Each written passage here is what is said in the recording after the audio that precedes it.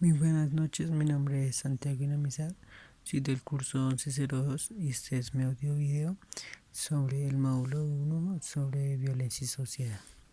Entonces, como primer punto, ¿qué es la justicia transicional? Entonces, la justicia transicional alude a las formas en las que el país deja atrás los periodos de conflicto y represión, utilizando formas para enfrentarse a violaciones de derechos humanos masivas o sistemáticas de tal magnitud y gravedad que el sistema judicial convencional no puede darse una respuesta adecuada. Entonces, segundo punto, ¿qué son y cuándo surgieron los derechos humanos? Entonces, los derechos humanos son aquellas condiciones instrumentales que le permiten a las personas su realización.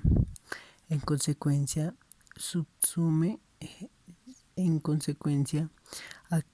subsume aquellas libertades o facultades institucionales, reivindicando las relativas bienes primarios o básicos. La Declaración Universal de los Derechos Humanos fue adoptada por la Tercera Asamblea General de las Naciones Unidas el 10 de diciembre del año de 1948. Tercero, porque en Colombia se violan los derechos. Entonces lo que yo encontré es que muchas de estas violaciones son a causa del conflicto armado intensificado que genera grandes prejuicios para la población civil, y ambas partes, aquí se menciona, digamos, lo que sería la guerrilla y también lo que sería el gobierno, tanto la guerrilla como el Estado, han vulnerado gravemente los derechos, cada uno por sus propios intereses. Entonces podríamos ver que como lo sería en la Guajira, de pronto porque hay muchas personas que no tienen, digamos, lo que sería el agua, o que la guerrilla causara ciertos, digamos, creara muchas lo que sería esos atentados o el reggae del petróleo. Entonces, cuarto, elabora un dibujo sobre el proceso de una democracia dictadura y viceversa. Entonces empieza, digamos, la dictadura está por los votos, en donde subiría un presidente y que por su ambición se volviera, digamos, como una dictadura. Y también lo veríamos como lo que sería que ya empiezan a ver el uso de implementación de armas, y en su viceversa sería cuando vemos que una dictadura cambia gracias a que el pueblo empieza, digamos, a ver las cosas de diferente manera y empieza a buscar las formas de salir de esta misma, y del no estar ahí por siempre, sino que buscar como una salida y del cómo poder solucionar para que el pueblo tenga una mejor, digamos, vida. Entonces, gracias a eso se puede ver cómo van subiendo las cosas, y eso sería la viceversa, en donde empieza la dictadura y poco a poco pues se va llegando a lo que sería el voto. Entonces, 5. ¿Por qué se caracteriza la justificación transicional? Entonces, se caracteriza por una combinación de estrategias judiciales y no judiciales, tales como la corrupción de crímenes, la creación de los criminales, la creación de comisiones llamadas de la verdad y otras formas de investigaciones del pasado violento, la reaparición a las víctimas de los daños causados, la perseverancia de la memoria de las víctimas, en donde muchas personas, aunque pase el tiempo y aunque se pida muchas veces el perdón, pues este nunca llega, y ellos siempre tienen como esa espinita, y aunque puedan llegar, digamos, de alguna u otra manera a perdonar, no pueden olvidar. También sería la reforma de instituciones tales como las dedicadas al servicio secreto, como la policía y el ejército, con el firme propósito de prevenir futuras violaciones o abusos. Aquí está diciendo, digamos, de cambiar un poco el plantel de las cosas, y como estamos viendo en la actualidad de cómo lo sería, digamos, cambiar a la policía de pronto, cambiar de cómo están organizadas, de tanto de la policía, pero no solo esto, sino también yo pensaría que de los congresistas, de todo el plantel, digamos, de las grandes personas que al fin y al cabo son las que están allí para gobernar el país. Esto es lo que yo pienso, ¿no? Y esto es lo que sería una de sus grandes características. El sexto punto es ¿Cuál es la función de la justicia en la aplicación y verificación de estos procesos? Entonces, una función es crear instituciones responsables y llegar a recuperar la confianza en ellas. Pues como ya vimos, sería la policía o el ejército, o el SMAT también, que las personas no le tuvieran miedo, sino que se sintieran seguras. Posibilitar el acceso a una justicia de los sectores sociales más vulnerables de las violaciones de derechos humanos, de pronto como lo diríamos en La Guajira o en el Chocó también. Son estos lugares en donde más se ve, digamos, esta violencia, en donde las personas son más vulnerables al no tener, digamos, cierto respaldo del gobierno.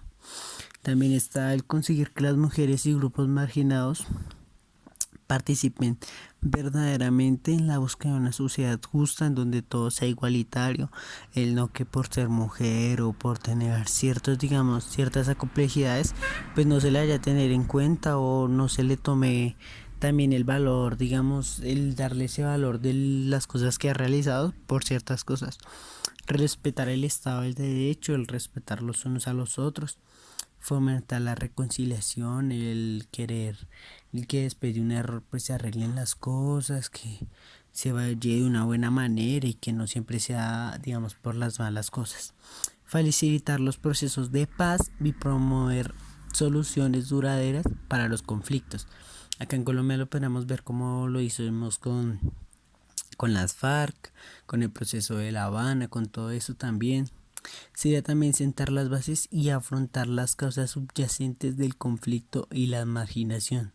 Entonces, del por qué pasan las cosas, del cómo se podrían llegar a solucionar, del cómo, digamos, podemos hacer que en conjunto no haya ni conflicto ni marginación para un grupo social, sino que esto no exista ni haya cierta igualdad. Entonces, elabora una lista de características sobre el origen de la justicia transicional. Entonces, sus orígenes se remontan a épocas muy distantes, como lo sería en Atenas después de la derrota con Esparta y posterior a su restauración democrática. Se señala que por programa de justicia restaurativa se entiende todo programa que utilice que la víctima, el delincuente y otro participante buscando una facilidad del proceso, en donde por varios individuos se busque la mejor solución y, por decirlo así, sea la más viable y la más duradera, donde no beneficie solo a uno sino a varios. La justicia transicional amplió su ámbito de aplicación del estrecho campo del derecho, de las condiciones políticas de desarrollo a las instituciones democráticas estables y renovación de la sociedad civil. Los estudios realizados con expertos transicionales regimentados autoritarios democráticos. Y octavo, ¿cuál es la posición de la ONU frente a la justicia restaurativa? Entonces, para la ONU, esto es todo programa en donde dice que se entiende todo proceso en que la víctima, el delincuente y cuando procede cualquiera de estos personajes o miembro de la comunidad afectada por un delito participen conjuntamente de forma activa en la resolución de cuestiones derivadas al delito, por lo general con la ayuda de un facilitador. A finales de 1980 y 1999 se produjo un giro en el enfoque general de la justicia transicional, alimentando para la ola mundial de la democratización, surgiendo como un nuevo campo de estudio de la democratización. Entonces, elaboré un listado de países donde se aplican con éxito las comisiones de verdad. Entonces estas se pueden ver en Argentina en 1983, en Chile, en América Latina, en África, Asia, en Medio Oriente, y se propone que para futuro estaría en Israel, Palestina, Irak y las regiones cerradas, y que también esto tuvo cierta iteración en las guerras en los Balcanes y Ruanda. ¿Qué características presenta la justicia transicional en Europa, en la Unión Europea? Entonces, en el reglamento del Parlamento Europeo se establece la justicia como una línea de financiamiento, un instrumento financiero para la promoción de la democracia y los derechos del mundo. también la estabilidad, fomentar y consolidar el Corte de Norte Penal Internacional y organismos encargados de las denuncias contra los derechos humanos. Bueno, esto fue todo por hoy. Mi nombre es Santiago Guinamizar del curso 1102. Muchas gracias.